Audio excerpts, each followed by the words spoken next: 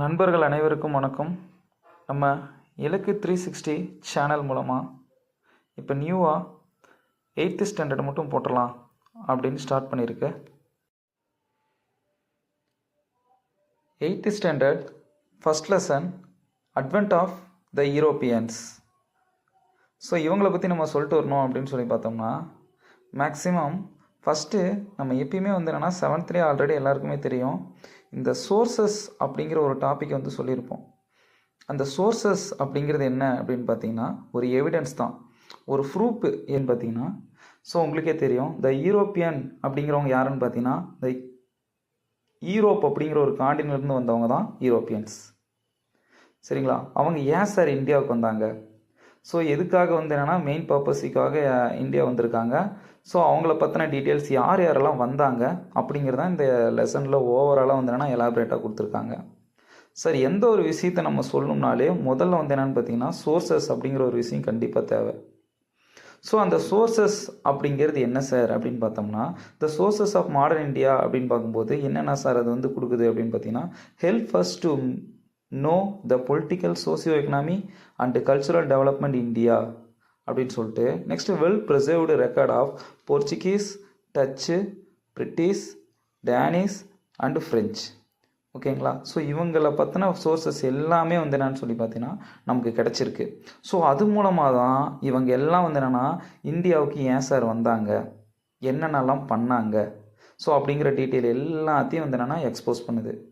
So எஸ்பெஷலாக எங்கெங்கெல்லாம் தான் sir அந்த சோர்சஸ் இருந்துச்சு, அந்த ப்ரூஃப் எவிடன்ஸு எங்கெங்கெல்லாம் சார் மெயினாக இருந்துச்சு அப்படின்னு பார்த்தீங்கன்னா, லிஸ்பன் அப்படிங்கிற ஒரு ஸ்பாட். அது லிஸ்பன் எங்கே சார் இருக்குன்னு பார்த்தீங்கன்னா போர்ச்சுகல் கண்ட்ரியில் இருக்குது. கோவா, பாண்டிச்சேரி, மெட்ராஸ் இதெல்லாம் தெரியும் நம்ம இந்தியாவில் தான் இருக்குதுன்னு சொல்லிட்டு. அது என்ன சார் ஆர்ச்சிவ்ஸ் அப்படின்னா, இப்போ இந்த மாதிரியான டாக்குமெண்ட்ஸ்லாம் இருக்குது பார்த்தீங்களா, அது எல்லாமே என்னென்னா ஸ்டோர் பண்ணக்கூடிய இடத்த தான் என்னென்னு பார்த்தீங்கன்னா ஆர்ச்சிவ்ஸ் அப்படின்னு சொல்லியிருக்காங்க சார். அப்படி என்ன தான் சார் சோர்சஸ் இருந்திருக்கு அப்படின்னு பார்த்தீங்கன்னா, சோர்ஸை ஒரு 2 டைப்பாக பிரிச்சுக்கலாங்கிறாங்க. ரிட்டர்ன் சோர்சஸ், மெட்டீரியல் சோர்சஸ் அப்படின்னு சொல்லிட்டு 2ஆக பிரிச்சுக்கிறாங்க.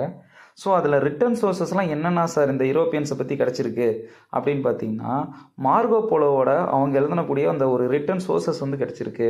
அப்புறம் ஆனந்தரங்கம் அப்படிங்கிற ஒரு பர்சன் என்னென்னா தமிழ்நாட்டை சேர்ந்தவர் தான். அவரை என்னென்னு சொல்லி பார்த்தோன்னா, அவர் போர்ச்சுகீஸ் டிரான்ஸ்லேட்டராக இருந்திருக்கார் அந்த டைமில். ஸோ அவரோட எவிடன்ஸு, ப்ரூஃப் அதெல்லாம் என்னென்னு சொல்லி பார்த்தோன்னா ஒரு முக்கியமான ஒரு விஷயமா இருந்திருக்கு. அப்புறம் அதை தாண்டி வேறு என்னென்ன சார் இருக்கும் அப்படின்னு பார்த்தோன்னா, literature, travel accounts, diaries, autobiographies, pamphlets, government documents, manuscripts இது எல்லாமே என்னென்னு சொல்லி பார்த்தோன்னா ரிட்டர்ன் சோர்ஸாக நம்மக்கிட்ட கிடச்சிருக்கிற எவிடன்ஸ். இது மூலமாக யூரோப்பியன்ஸ் வந்ததுக்கான ரீசன், அவங்க ஏன் வந்தாங்க எல்லாமே என்னென்னு சொல்லி பார்த்தோன்னா பர்டிகுலராக நமக்கு கிடச்சிருக்கு. ஸோ அதை தாண்டி மெட்டீரியல் சோர்ஸ் வைஸில் என்னென்னலாம் ப்ரூஃப் இருக்குது அப்படின்னு பார்த்தோம்னா, பெயிண்டிங்ஸ் நிறையா இருக்குது, ஸ்டாச்சூஸ் இருக்குது. ஸ்டாச்சூ மீன்ஸ் என்னன்னா சிலைகள் நிறையா இருக்குது. அப்புறம் வேறு செயின்ட் ஃப்ரான்சிஸ் சர்ச் அப்படிங்கிற ஒரு இதெல்லாம் முக்கியமான fort. Saint Francis, Saint Louis, Saint George fort, Saint David fort, அப்புறம் India gate, parliament, museum, coins இது எல்லாமே என்னென்னு சொல்லி பார்த்தோன்னா மெட்டீரியல் சோர்ஸாக நமக்கு கிடச்சிருக்கக்கூடிய சோர்சஸ். ஸோ அதெல்லாம் பாருங்கள் எங்கே லொக்கேட் ஆகிருக்குலாம் போட்டிருக்கேன் பாருங்கள். செயின்ட் ஃப்ரான்சிஸ் சர்ச் அப்படிங்கிறது கொச்சின், செயின்ட் லூயிஸ் ஃபோர்ட் அப்படிங்கிறது பாண்டிச்சேரி, செயின்ட் ஜார்ஜ் ஃபோர்ட் அப்படிங்கிறது மெட்ராஸ், செயின்ட் டேவிட் ஃபோர்ட் அப்படிங்கிறது கடலூர். அப்புறம் நார்மலாக இந்தியா கேட்டு, பார்லிமெண்ட்டு இதெல்லாம் தெரியும். அதே மாதிரி மியூசியமும் ஒரு ஒன் ஆஃப் த எவிடன்ஸாக இருக்குது. ஸோ அதில் அந்த டைமில் என்னென்னு சொல்லி பார்த்தா நம்ம இந்தியாவில் இருக்கக்கூடிய டெல்லியில் இருக்கக்கூடிய மியூசியம் தான் என்னென்னா இருக்கிறதுலே பிக்கெஸ்ட் மியூசியம் அப்படின்னு சொல்லிட்டு சொல்கிறாங்க ஏஷியாவிலே. ஸோ அது ஒரு முக்கியமான ஒரு மியூசியமாக மென்ஷன் பண்ணியிருக்காங்க. அது எப்போ நம்ம இந்தியன் கவர்மெண்ட் ஸ்டார்ட் பண்ணியிருக்காங்கன்னு பார்த்தீங்கன்னா 1949 என்னென்னா ஸ்டார்ட் பண்ணியிருந்திருக்காங்க. ஸோ அடுத்து காயின்ஸ் தான் என்னென்னு சொல்லி பார்த்தோன்னா ஒரு இம்பார்ட்டண்டான ஒரு சோர்ஸ்னு சொல்கிறாங்க. ஸோ முதல்ல என்னென்னா எட்வர்ட் 7 அப்படிங்கிறவர் தான் என்னென்னு பார்த்தீங்கன்னா 1862 ஃபஸ்ட்டு மாடர்ன் இந்தியாவில் என்னென்னா காயின்ஸ் இன்ட்ரோ பண்ணுறாரு. ஸோ அவரோட பிக்சரை போட்டு அந்த காயினை ஃபஸ்ட்டு இன்ட்ரடியூஸ் பண்ணுறாரு. அதுக்கு அடுத்த கேட்டகரியில் தான் 1935 ரிசர்வ் பேங்க் ஆஃப் இந்தியா என்னென்னா ஸ்டார்ட் பண்ணுறாங்க நம்ம இந்தியன் கவர்மெண்ட்டு. ஸோ அது எப்போ ஸ்டார்ட் பண்ணுறாங்கன்னு பார்த்தீங்கன்னா அந்த ஃபூல்ஸ் டே ஏப்ரல் 1 என்னென்னா ஸ்டார்ட் பண்ணுறாங்க. அதுக்கு அடுத்த கேட்டகரியில் தான் 1938 ரிசர்வ் பேங்க் ஆஃப் இந்தியா என்னென்னு பார்த்தீங்கன்னா முதல்ல நோட்டை பிரிண்ட் பண்ண ஆரம்பிக்கிறாங்க. ஃபஸ்ட்டு பிரிண்ட் பண்ண நோட்டு பேர் என்ன அப்படின்னு பார்த்தீங்கன்னா 5 rupees நோட். 5 ரூபா நோட்டை தான் first reserve bank of India என்னென்னா பிரிண்ட் பண்ணி விட்டுருக்குறாங்க. ஸோ அப்போட்டு இருக்கக்கூடிய பிரிட்டிஷ் ஆஃபீஸரோட ஃபோட்டோ தான் வந்து என்னென்னு பார்த்தீங்கன்னா அதில் இன்புட் பண்ணியிருக்காங்க. அதுக்கு அடுத்த கேட்டகரியில் ஆர்ச்சிவ்ஸ்னால் நான் சொல்லியிருக்கேன் இல்லைங்க சார். ஆர்ச்சிவ்ஸ்னால் என்ன சார் அப்படின்னு பார்த்தீங்கன்னா, இந்த கிடைக்கக்கூடிய இந்த எவிடன்ஸு ப்ரூஃப்லாம் இருக்குது இல்லைங்க சார், அது எல்லாத்தையும் எடுத்து ஒரு இடத்துல ஸ்டோர் பண்ணி வச்சுருக்கக்கூடிய இடத்த தான் ஆர்ச்சிவ்ஸ் அப்படின்னு சொல்கிறாங்க. அதான் அங்கே போட்டிருக்காங்க பாருங்கள், ஹிஸ்டாரிக்கல் டாக்குமெண்ட்ஸ் ஆர் ப்ரெசிவ்டு ஏரியா அப்படின்னு சொல்கிறாங்க. எங்கெங்க அந்த ரொம்ப இம்பார்ட்டண்டான டாக்குமெண்ட்ஸ் எல்லாத்தையும் சேவ் பண்ணக்கூடிய இடம் தான் வந்து என்னென்னா அந்த ஆர்ச்சிவ்ஸ் அப்படிங்கிறாங்க. நம்ம நேஷ்னல் லெவலில் வந்து என்னென்னு பார்த்தீங்கன்னா இந்த ஆர்ச்சிவ்ஸ் எங்கே இருக்குதுன்னு பார்த்தீங்கன்னா நியூ டெல்லியில் இருக்குது. நேஷ்னல் ஆர்ச்சிவ்ஸ் ஆஃப் இந்தியா, அதான் NAI அப்படின்னு சொல்லிட்டு மென்ஷன் பண்ணியிருப்பேன். அடுத்து இது எல்லாமே என்ன தான் சார் அப்படி சொல்ல வருது ஆர்ச்சிவ்ஸ் அப்படிங்கிறது, past administration and political socio economic culture scientific life people of India, இது எல்லாத்தையும் தான் சார் முதல்ல மெயினாக வந்து எக்ஸ்போஸ் பண்ணுது. எப்படிலாம் அவங்க ரூல் பண்ணியிருப்பாங்க சார் அந்த டைமில், அங்கே இருக்கக்கூடிய அப்போ இருக்கக்கூடிய வந்தாங்கன்னா ஆட்சி முறை எப்படி இருந்திருக்கு, அப்புறம் அவங்க மக்கள் எப்படிலாம் இருந்திருக்காங்க, அமௌண்ட் எப்படிலாம் சம்பாரிச்சிருக்காங்க, அப்போ இருக்கக்கூடிய அந்த கலாச்சாரங்கள்லாம் என்னென்ன, ஸோ அதை பற்றின விஷயங்கள் எல்லாத்தையும் எக்ஸ்போஸ் பண்ணுது சார். அது ஒரு முக்கியமான ஒரு எவிடன்ஸாக இருக்குது. அதனால் ஆர்ச்சிவ்ஸ் வந்து ஒரு முக்கியமான ஒரு ப்ரூஃபாக தான் மென்ஷன் பண்ணியிருக்காங்க. ஸோ அந்த டைமில் father of national archives of இந்தியான்னு சொல்லிட்டு ஒருத்தர் பர்டிகுலராக மென்ஷன் பண்ணுறாங்க. ஸோ அவங்க பேர் என்ன சார் அப்படின்னு பார்த்தீங்கன்னா ஜார்ஜ் வில்லியம் ஃபாரஸ்ட் அப்படிங்கிறவர். George William forest. அதே மாதிரி தான் சேம் தமிழ்நாடு லெவலில் வந்துனாங்கன்னா நேஷனல் ஆர்ச்சிவ்ஸ் வந்து இருந்திருக்குது. ஸோ அந்த நேஷனல் ஆர்ச்சிவ்ஸ் அப்படிங்கிற தமிழ்நாடு சைடில் வந்து ஆர்ச்சிவ்ஸ் எங்கே இருக்குதுன்னு பார்த்தீங்கன்னா லொக்கேட்டு மெட்ராஸ். அதில் வந்து என்ன எதெல்லாம் சோர்ஸஸ் சார் கிடச்சிருக்கு அப்படின்னு சொல்லி பார்த்தீங்கன்னா டச்சு, டேனிஷ், பெர்ஷியன், மராத்தி, இவங்களோட சோர்ஸஸ் எல்லாமே அவங்களோட வந்து ப்ரூஃப் எல்லாமே வந்து என்னென்னு பார்த்தீங்கன்னா பயோ கிடச்சிருந்துருக்கு. ஸோ அதுக்கு அடுத்த கேட்டகரியிலேயே தான் சேம் அப்படியே டாட்வில் அப்படிங்கிற ஒரு பர்சன் என்ன பண்ணுறாருன்னு பார்த்தீங்கன்னா கேலண்டர் ஆஃப் மெட்ராஸ் ரெக்கார்டு அப்படின்னு சொல்லிட்டு ஒன்று வந்தோன்னா ரெடி பண்ணியிருந்திருக்காரு. ஸோ அப்படி பார்க்கும்போது அப்போட்டு இருக்கக்கூடியது வந்துன்னா டெய்லி நடக்கக்கூடிய ஒரு விஷயங்கள் எல்லாத்தையும் வந்து என்னன்னு சொல்லி பார்த்தோன்னா ஸ்டோர் பண்ணிகிட்டே வந்திருக்காரு. ஸோ அது வந்து என்னென்னு பார்த்தீங்கன்னா ஒரு முக்கியமான ஒரு சோர்ஸாக இருந்திருக்கு. அதுக்கு அடுத்த கேட்டகரியில் தான் இப்போ தான் சார் டாபிக்குள்ளே வரோம். ஸோ அட்வென்ட் ஆஃப் யூரோப்பியன்ஸ் இவங்களை பற்றின ப்ரூஃப்லாம் என்னென்ன சார் கிடச்சிது அப்படின்னு சொல்லிட்டு பார்த்துட்டோம். சோர்ஸஸ்ன்னு பார்த்துட்டோம்னா 2 கிடச்சிருக்கு. 2 விதமாக பிரித்து அதை பற்றின எக்ஸ்ப்ளனேஷன்லாம் கொடுத்தோம். Return sources and material sources அப்படின்னு சொல்லிட்டு பிரித்து கொடுத்தோம். ஸோ இந்த அட்வென்ட் ஆஃப் யூரோப்பியன்ஸ் அப்படின்னு சொல்லி எடுத்துகிட்டேன்னு பார்த்தீங்கன்னா யாரெல்லாம் தான் சார் அப்படி வந்தாங்க யூரோப் காண்டினென்ட்லேருந்து அப்படின்னு பார்த்தீங்கன்னா ஒரு 5 கேங் உள்ளே வந்திருக்காங்க சார். யாரெல்லாம் அப்படின்னு பார்த்தீங்கன்னா first Portugal, second the Dutch, third the British people, and then fourth Danish, and ஃபைனலாக வந்து யார் வந்திருக்கான்னு பார்த்தீங்கன்னா தான் ஃப்ரெஞ்ச். ஓகேங்களா? ஸோ அவங்களாம் யாரெல்லாம் சார், போர்ச்சுகல்லாம் யாருன்னு பார்த்தீங்கன்னா அந்த போர்ச்சுகல் கண்ட்ரிலேருந்து வந்தவங்க தான். டச் அப்படிங்கிறவங்க யாருன்னு பார்த்தீங்கன்னா நெதர்லாந்துலேருந்து வந்தவங்க. த பிரிட்டிஷ் அப்படிங்கிறவங்க யாருன்னு பார்த்தீங்கன்னா இங்கிலாந்துலேருந்து வந்தவங்க. டேனிஷ் அப்படிங்கிறவங்க டென்மார்க்லேருந்து வந்தவங்க. ஃப்ரெஞ்ச் அப்படிங்கிறவங்க வந்து யாருன்னு பார்த்தீங்கன்னா ஃப்ரான்ஸ்லேருந்து வந்தவங்க. ஸோ இந்த 5 கேங்கு தான் சார் வந்து என்னென்னு பார்த்தீங்கன்னா இந்தியாவுக்குள்ளே வந்து என்னென்னா என்ட்ராகி வந்தாங்க. நான் ஆல்ரெடி முதல்ல சொன்னேன் என்ன ரீசனுக்காக சார் இவங்க வந்தாங்க அப்படின்னு பார்த்தீங்கன்னா ஒரே ரீசன், இந்தியா வந்து ஒரு வெல்த்தி கண்ட்ரி அப்படின்னு சொல்கிறாங்க. ஸோ அதனால் இங்கே நம்ம வந்து என்னென்னா ஸ்பைசஸில் வந்து என்னென்னு சொல்லி பார்த்தோன்னா அதிக அளவு வந்து என்னென்னா சீப் அண்ட் பெஸ்ட்டாக நமக்கு கிடச்சிருக்கு. ஸோ ஸ்பைசஸ்னால் என்னென்னா சார் அப்படின்னு சொல்லி பார்த்தீங்கன்னா இந்த காரசாரமான ஐட்டம்னு சொல்லுவாங்க பார்த்தீங்களா, இந்த மிளகு, ஏலக்காய், இந்த மாதிரியான பேஸ் பண்ணி இந்த மாதிரி இலவங்கம், திப்பிலி, இந்த மாதிரிலாம் சொல்லுவோம் பார்த்தீங்களா, இதெல்லாம் தான் வந்து என்னென்னு சொல்லி பார்த்தோன்னா ஸ்பைசஸ் அப்படின்னு சொல்லுவாங்க. ஸோ அதெல்லாம் வந்து நம்ம நாட்டில் வந்து என்னென்னு பார்த்தீங்கன்னா சீப் அண்ட் பெஸ்ட்டாக கிடச்சிச்சு. ஸோ அதெல்லாம் இங்கேருந்து டிரான்ஸ்போர்ட் பண்ணிட்டு போய் இங்கேருந்துட்டு வாங்கிட்டு போய் என்ன பண்ணுவான்னு பார்த்தீங்கன்னா அவங்க கண்ட்ரியில் போய் விற்பாங்க. ஸோ அந்த ஒரு மெயின் பர்பஸுக்கு தான் வந்து என்னென்னா எல்லாருமே வந்து என்னென்னா இந்தியாவுக்கு வரணும் அப்படிங்கிற ஒரு விஷயத்தில் வந்து நான் ஆர்வம் அதிகமாகவே இருந்துச்சு. அப்படி வந்து ஆரம்பித்த கேங்கில் தான் இப்படி வந்தவங்க மொத்தமாக என்னென்னு பார்த்தீங்கன்னா 5 கேங்கு. இந்த 5 கேங்கில் யார் சார் நல்லா ஸ்டாண்டர்டைஸ்டு பொசிஷனாக இருந்தாங்க கடைசி வரைக்கும் இருந்தவங்க அப்படின்னு சொல்லி பார்த்தோன்னா அது பிரிட்டிஷ் மட்டும் தான் தேர்டாக இருக்கவங்க. ஸோ அவங்க மட்டும் எப்படி சார் அந்தளவுக்கு ஸ்டாண்டர்டாக இருந்தாங்க, ஸோ அப்படிங்கிற டீட்டெயில் எல்லாமே வந்து என்னென்னா நம்ம லைன் பை லைனாக பார்த்துட்டு வந்துடலாம். முதல்ல வந்து என்னென்னா போர்ச்சுகல் அப்படின்னு சொல்லி எடுத்துட்டோம்னா யாரெல்லாம் சார் போர்ச்சுகல்லேருந்து வந்தவங்க அப்படின்னு பார்த்தோம்னா எல்லாம் இந்த மேப்பை கொஞ்சம் பாருங்கள். இந்த மேப்பை பார்த்தீங்கனாலே தெரியும். மொத்தமாக ஒரு 5 கேங் யூரோப்பியன்ஸ்லேருந்து வந்திருக்காங்க. அவங்க எல்லாமே இந்த மூலையில் இருந்து வரவங்கள தான். ஸோ அப்படியே நீங்கள் வியூ பார்த்தீங்கனாலே ஒன்று தெரியும் பாருங்கள். ஸோ இது நார்மலாகவே ஸோ இந்த ஸ்பாட்டில் தான் வந்து என்னென்னு பார்த்தீங்கன்னா ஃபஸ்ட்டு போர்ச்சுகல் இருக்காங்க. ஸோ இவங்க தான் என்ன பண்ணுறாங்க அப்படின்னு சொல்லி பார்த்தீங்கன்னா ஃபஸ்ட்டு வந்து என்னென்னா உள்ளே என்ட்ராக ட்ரை பண்ணுறாங்க.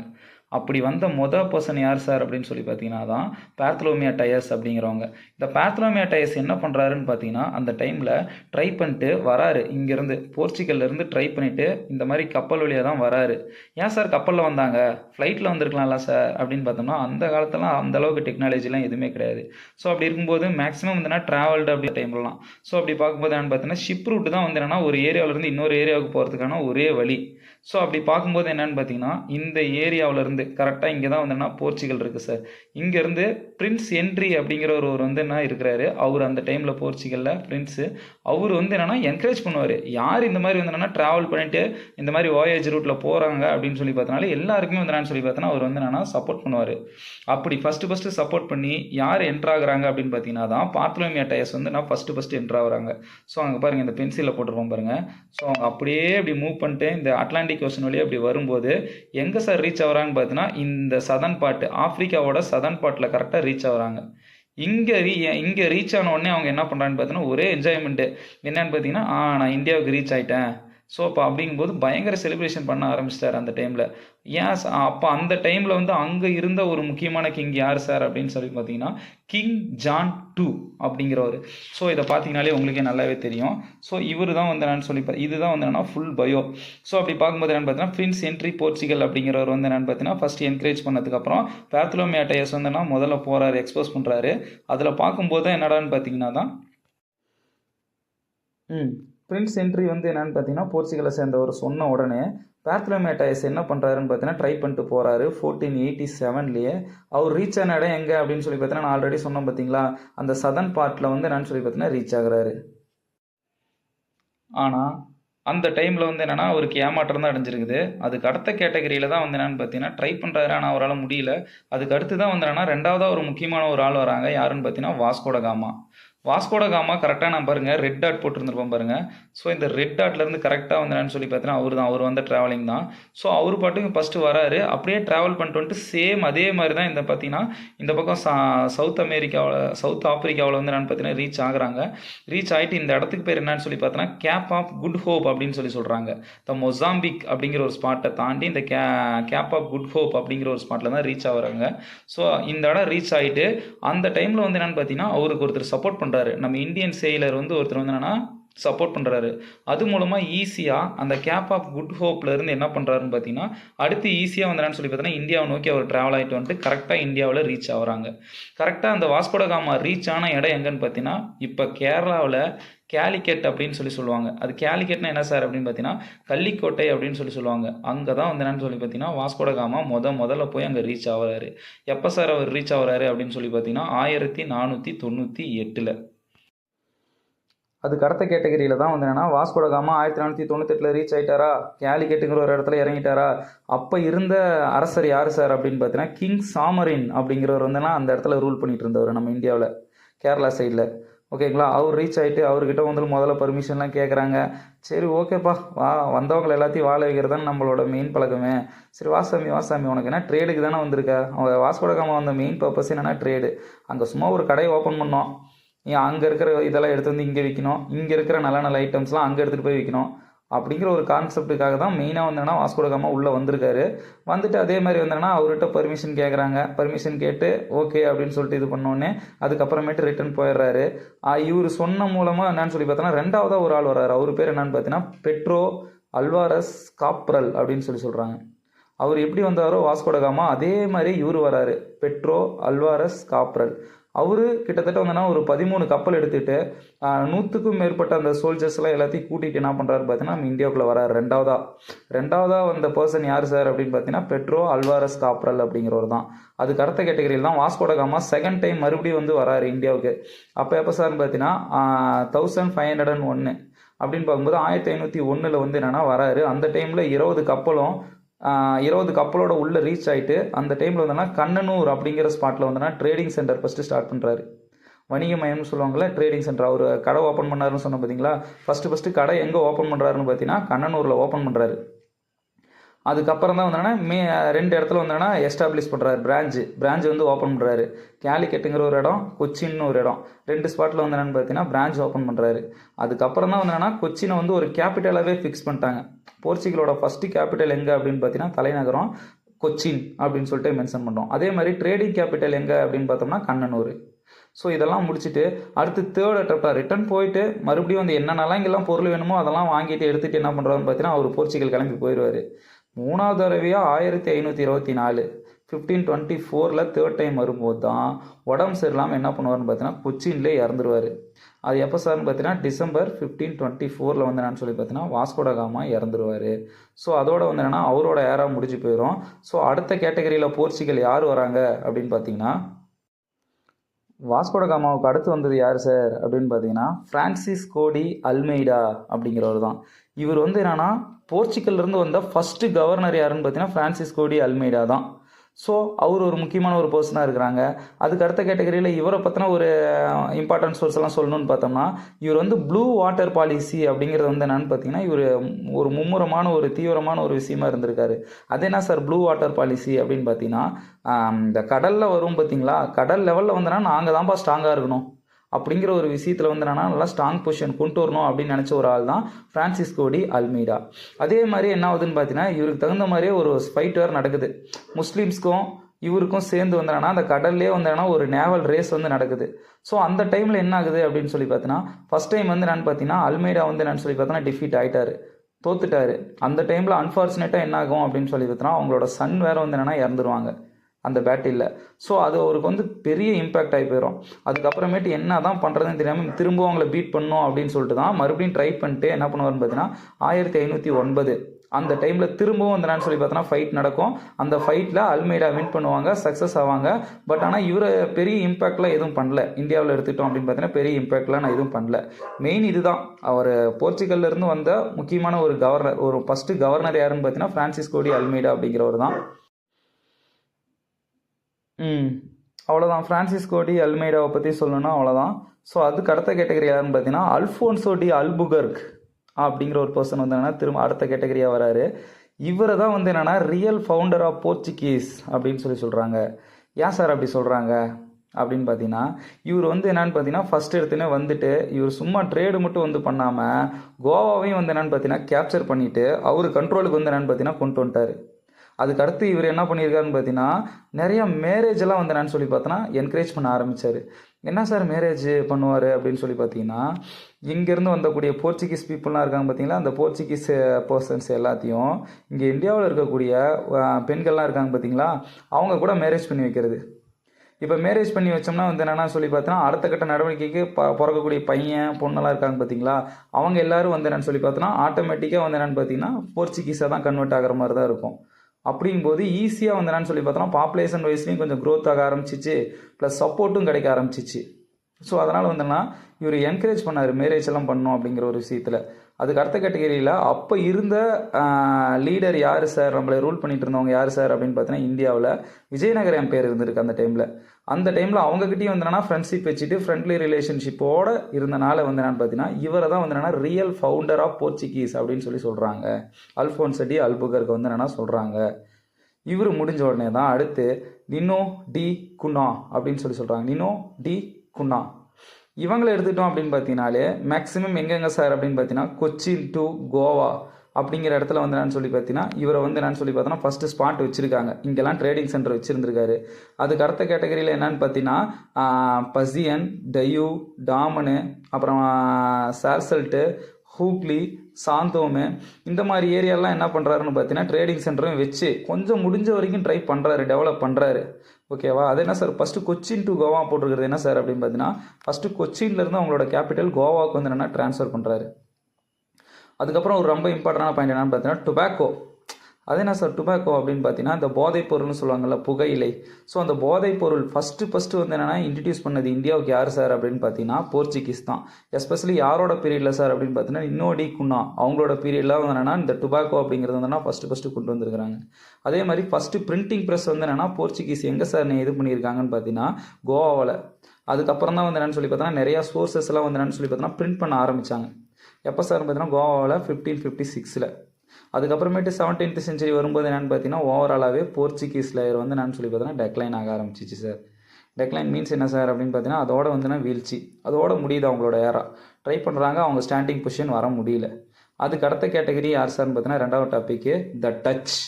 த டச் அப்படின்னு சொல்லி எடுத்துக்கிட்டோம் அப்படின்னு பார்த்தீங்கன்னா நெதர்லாந்தை சேர்ந்தவங்கள தான் வந்து என்னன்னா த டச் அப்படிங்கிறாங்க. அதே மாதிரி the Dutch East Indian company எப்போ சார் ஸ்டார்ட் பண்ணுறாங்கன்னு பார்த்தீங்கன்னா 1602 வந்து என்னன்னா ஸ்டார்ட் பண்ணுறாங்க.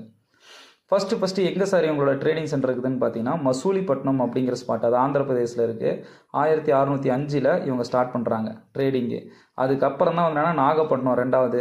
அதுக்கப்புறம் தமிழ்நாட்டில் வந்து எங்கே சார் அப்படின்னு பார்த்தீங்கன்னா புலிக்காட் வந்து என்னன்னு சொல்லி பார்த்தோன்னா ஒரு முக்கியமான ஒரு கேபிட்டலாக இருக்குது.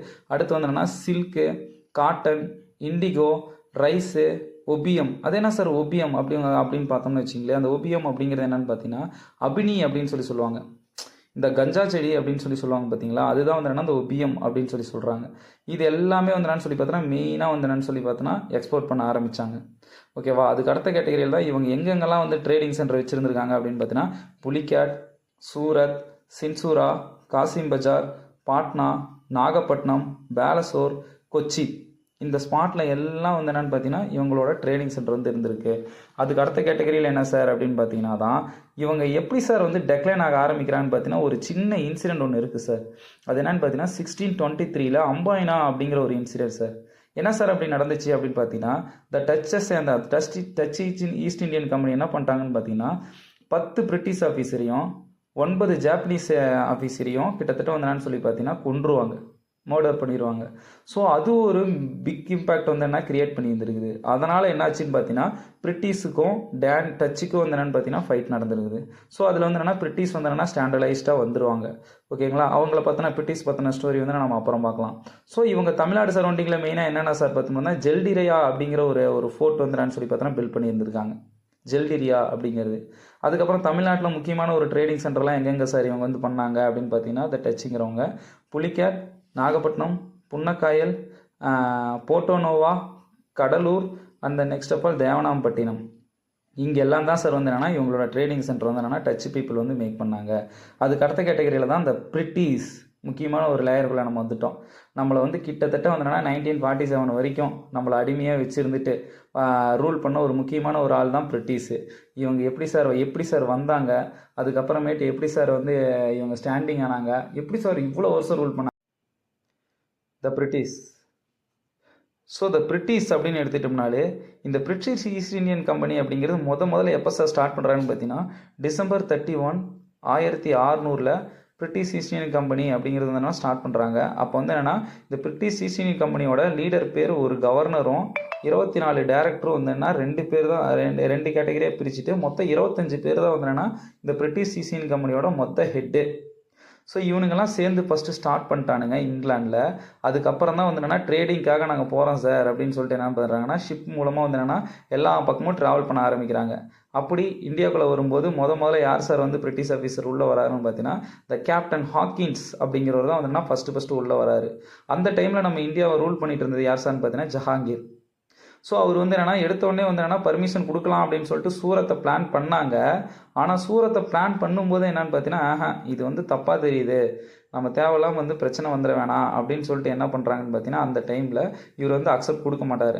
இல்லைங்க நான் தரல, நீங்கள் வேணும் கிளம்பி போயிருங்க உங்கள் ஏரியாவுக்கு அப்படின்னு சொல்லிட்டு என்ன பார்த்தீங்கன்னா கேப்டன் ஹாக்கின்ஸ் வந்து சொல்கிறாங்க. அவரும் ரிட்டர்ன் கிளம்பி போயிட்டார். அதுக்கப்புறம் தான் வந்து என்னென்னு பார்த்தீங்கன்னா கேப்டன் தாமஸ் அப்படிங்கிறவர் வந்தாங்கன்னா ரெண்டாவது தாமஸ் பெஸ்ட் அப்படிங்கிறவர் வந்தாங்கன்னா அடுத்து வராரு.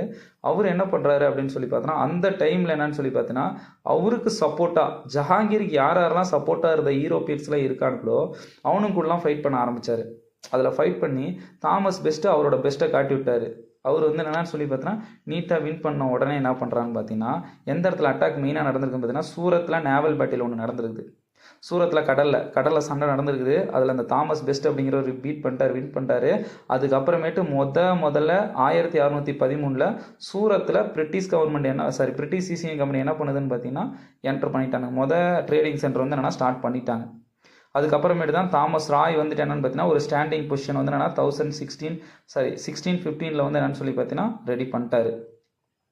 வேறு என்ன சார் முக்கியமான இம்பார்ட்டன்ட் நடந்துச்சுன்னு பார்த்தீங்கன்னா இந்த ஃப்ரான்சிஸ் டே அப்படிங்கிற ஒரு பர்சன் சார். அவர் யார் சார், அவர் என்ன பண்ணுறாருன்னு பார்த்தீங்கன்னா அந்த டைமில் மெட்ராஸை ரூல் பண்ணிகிட்டு இருந்தவர் யாருன்னு பார்த்தீங்கன்னா சென்னப்ப நாயக் அப்படிங்கிறவர் தான் வந்து என்னென்னா ரூல் பண்ணார். அந்த சென்னப்ப நாயக் என்ன பண்ணிட்டாங்க அப்படின்னு சொல்லி பார்த்தீங்கன்னா அவர்கிட்ட வந்து என்னென்னா மெட்ராஸை லீஸுக்கு எடுத்துருவார். லீஸுக்கு எடுத்துகிட்டு அதுக்கப்புறம் குத்தகைக்கு எடுத்துகிட்டு என்ன பண்ணுவாங்க அப்படின்னு சொல்லி பார்த்தோன்னா அங்கே நல்ல ஒரு ட்ரேடிங் சென்டராக வந்து சொல்லி பார்த்தோன்னா மாற்றினாங்க மெட்ராஸை. அதுக்கப்புறமேட்டு இம்பார்ட்டண்டான ஒரு ட்ரேடிங் சென்டர்லாம் என்னென்ன சார் இவங்களுக்கு பிரிட்டிஷ்க்குன்னு பார்த்தீங்கன்னா சூரத்து, ஆக்ரா, அகமதாபாத், புரோச், இதெல்லாம் ரொம்ப இம்பார்ட்டண்டான ட்ரேடிங் சென்டராக இருந்திருக்கு சார். அதுக்கு அடுத்து தான் வந்து என்னன்னா பாம்பேவும் வந்து என்னன்னா இவங்களுக்கு ஒரு டவுரி மூலமாக கிடைக்குது சார். அது என்ன சார், எப்படி சார் கிடைக்குது அப்படின்னு பார்த்தீங்கன்னா கிங் சார்லஸ் அப்படிங்கிறவர் ஒரு பிரிட்டிஷ் ஆஃபீஸர். அவங்களுக்கு வந்து என்னன்னா ஒரு போர்ச்சுகீஸ் இப்போ ஒரு பொண்ணு வந்து என்னன்னு சொல்லி பார்த்தீங்கன்னா கல்யாணம் பண்ணி கொடுக்குறாங்க. அந்த டைமில் வந்து என்னென்னா பாம்பே யார் கண்ட்ரோலில் இருக்குதுன்னு பார்த்தீங்கன்னா போர்ச்சுகீஸ் கண்ட்ரோலில் தான் இருக்குது. ஸோ அப்போ அந்த கேத்ரினை வந்து என்னன்னு சொல்லி பார்த்தோன்னா கிங் சார்லஸ் டூக்கு வந்து என்னென்னா கல்யாணம் பண்ணி வைக்கும்போது அந்த பாம்பே வந்து என்னன்னு சொல்லி பார்த்தோன்னா சீதனமாக என்ன பண்ணுறாங்கன்னு பார்த்தீங்கன்னா அவர்கிட்ட கிங் சார்லஸ் டூக்கு வந்து கொடுக்குறாங்க.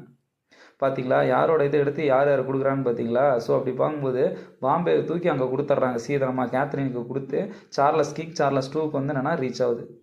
அதுக்கு அடுத்த கேட்டகரியில் எங்கெங்கெல்லாம் இப்போ அவங்களுக்கு வந்து ஃபுல் செக்யூராக வந்து நிற்கிது. ஸோ 2 கண்ட்ரோலுக்கு வந்துருச்சு. பாம்பேவும் கண்ட்ரோலில் இருக்குது, அதே மாதிரி என்னென்னு பார்த்தீங்கன்னா மெட்ராஸும் கண்ட்ரோலில் இருக்குது. அவங்களுக்கு இன்னும் ஒரு ஈஸியான ஒரு வேவாக வந்து சொல்லி பார்த்தோன்னா ஈஸியாக டிரான்ஸ்போர்ட் பண்ண ஆரம்பித்தாங்க. நிறைய விஷயங்கள் எல்லாமே இங்கேருந்து எல்லாமே லூட் பண்ண ஆரம்பித்தாங்க. அதுக்கு அடுத்த கேட்டகரியில் தான் ஃபோர்ட் வில்லியம் வந்து என்னென்னா கல்கட்டாவில் 1700 வந்து என்னன்னு சொல்லி பார்த்தோன்னா கட்டி முடிக்கிறாங்க. அந்த டைமில் அந்த கல்கட்டாவும் அவங்களுக்கு கண்ட்ரோலில் கொஞ்சம் கொண்டு வரதுக்கான ஒரு பாசிபிலிட்டிஸ் எப்போ கிடைச்சது அப்படின்னு பார்த்தீங்கன்னா 1757 பேட்டில் ஆஃப் பிளாசி மூலமாக வந்து என்னன்னு சொல்லி பார்த்தீங்கன்னா இவங்க ஒரு நல்ல ஒரு ஸ்டாண்டிங் பொசிஷன் கிடைக்குது பிரிட்டிஷ்க்கு.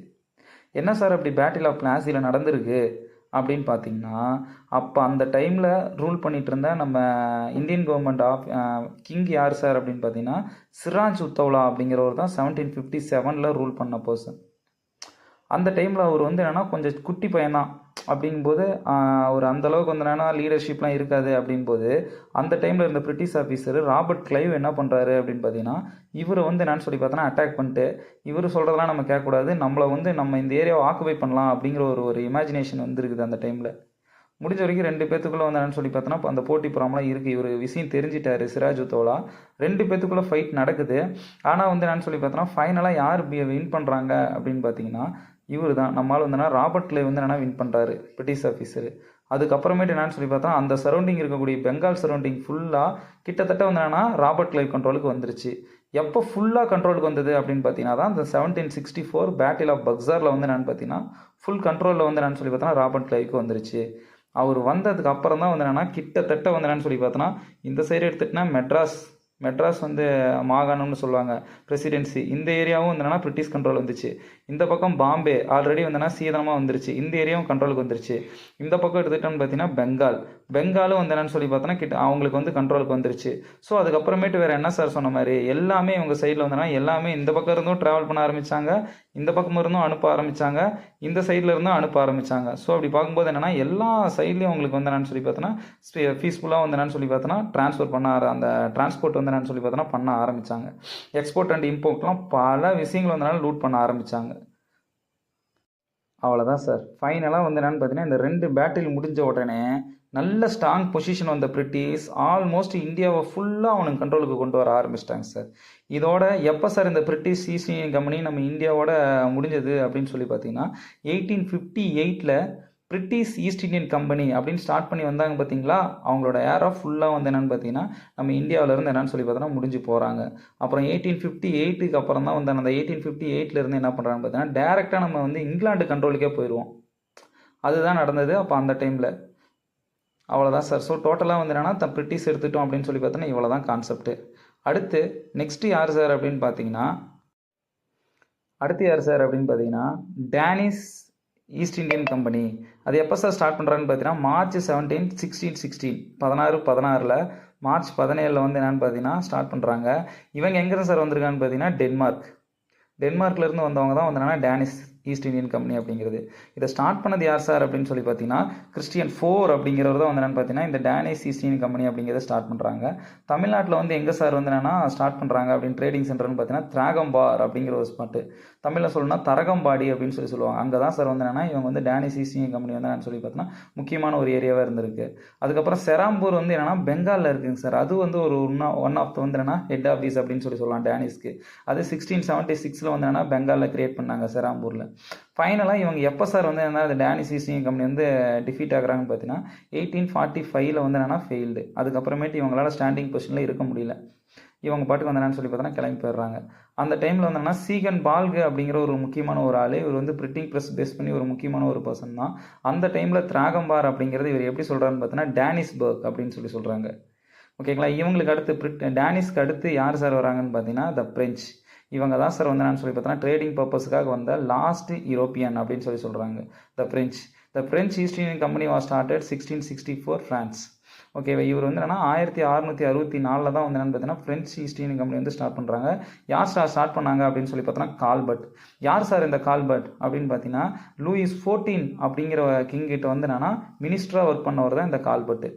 இவர் தான் இந்த ஃப்ரெஞ்ச் ஈஸ்ட் இந்தியன் கம்பெனி அப்படிங்கிறத வந்து ஸ்டார்ட் பண்ணுறாங்க. ஓகேங்களா. அடுத்து வந்து என்னன்னா இதுக்கு அடுத்த கேட்டகரியில் யாரெல்லாம் சார் முக்கியமாக இந்த ஃப்ரெஞ்ச் ஈஸ்ட் இந்தியன் கம்பெனியில் உள்ளே வராங்க அப்படின்னு பார்த்தீங்கன்னா கேரோன் அப்படிங்கிற ஒருத்தர் சூரத்தில் வந்து என்னன்னா ஃபஸ்ட்டு ட்ரேடிங் சென்டர் ஸ்டார்ட் பண்ணுறாரு. அடுத்து வந்து என்னன்னு சொல்லி பார்த்தோன்னா மார்க்காரா அப்படின்னு சொல்லிட்டு ஒருத்தர். அவர் யார் சார் அப்படின்னு பார்த்தீங்கன்னா செகண்டாக வந்து என்னன்னா மசூலிப்பட்டினத்தை வந்து ட்ரேடிங் சென்டர் ஸ்டார்ட் பண்ணுறாங்க. அதில் மாதிரி மார்டின் அப்படிங்கிற ஒரு பர்சன் வந்து யாருன்னு பார்த்தீங்கன்னா செயின்ட் லூயிஸ் ஃபோர்ட் அப்படிங்கிறத வந்து என்னன்னு சொல்லி பார்த்தோன்னா பில்ட் பண்ணுறாரு. அது ஒரு முக்கியமான ஒரு ஃபோர்ட் தான். அது எங்கே சார் இருக்குன்னு பார்த்தீங்கன்னா பாண்டிச்சேரியில் இருக்குது செயின்ட் லூயிஸ் ஃபோர்ட் அப்படிங்கிறது. 1673 வந்து என்னன்னு சொல்லி பார்த்தோன்னா ஓப்பன் பண்ணுறாரு. நெக்ஸ்ட் இவங்களோட முக்கியமான ட்ரேடிங் சென்டர் எங்கெங்கெல்லாம் சார் அப்படின்னு பார்த்தீங்கன்னா மாஹி, காரைக்கால், பாலசோர், காசிம் பஜார், இந்த ஏரியாலாம் இவங்களோட முக்கியமான ட்ரேடிங் சென்டராக இருக்குது சார்.